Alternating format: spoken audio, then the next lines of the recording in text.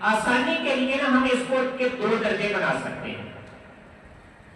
ایک ہے کسی بھی کافر، وہ یہودی ہے، وہ عیسائی ہے، وہ مشرک ہے، وہ کوئی بھی ہے، کسی بھی کافر کو اپنا دلی دوست بنانا، دل میں اس کے لیے محبت رکھنا، اس کو دل میں جگہ دینا،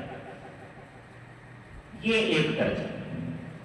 دوسرا درجہ یہ ہے کہ کسی بھی کافر کے ساتھ حسن سلوک کرنا، اچھے اخلاق سے پیش آنا، اس کے ساتھ احسان کرنا، اس کے ساتھ اس کو خندہ پیشانی سے ملنا، اس سے اچھے انداز میں گفتگو کرنا، اپنا اچھا انداز اس کو دکھلانا، اخلاقیات کے درجے.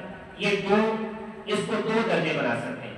پہلا درجہ یعنی کسی بھی غیر مسلم، کسی بھی کافر کو اپنے دل میں جگہ دینا، اس کے ساتھ دلی محبت کرنا. دوسرا ہے اس کے ساتھ اچھا سلوک، اچھا اخلاق، خندہ پیشانی سے ملنا، اچھے انداز سے معاملات کرنا. جہاں تک کہ پہلی بات، کسی بھی کافر کو دلی دوست بنانا، دل کے اندر اس کی محبت رکھنا، اس کے ساتھ دلی لگاؤ رکھنا، اس کو اپنا رازدان بنانا، یہ تمام کی تمام آیات قرآن کریم کے تمام جو میں نے پڑھی ہیں، ان کی روشنی میں ان کی سخت ممانعت ہے. کسی بھی کافر کو، وہ کسی بھی مذہب سے تعلق رکھتا ہے، ہم اس کو دل میں جگہ دینے کی ہمیں اجازت نہیں ہے. یہ میں نے کئی ساری آیات آپ کے سامنے رکھی ہیں. سورہ آل عمران کی آیات، سورہ نساء میں سے، سورہ ممتحنہ میں سے.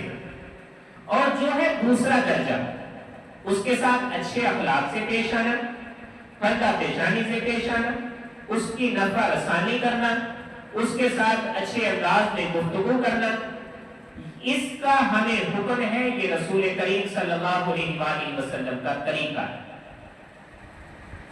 یہ کیوں کرنا؟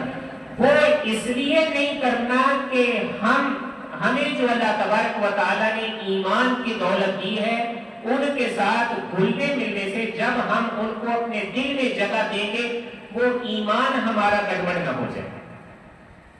ایک فرق رہے، یہ ایمان ہے، یہ کفر ہے، یہ توحید ہے، یہ شرک ہے.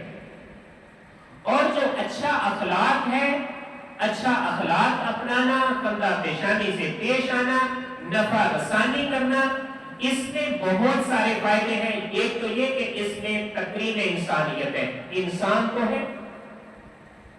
دوسرا یہ کہ ان کے ذریعے ہم میں سے ہر ایک دین اسلام کا داعی ہے. تو دعوت کا سب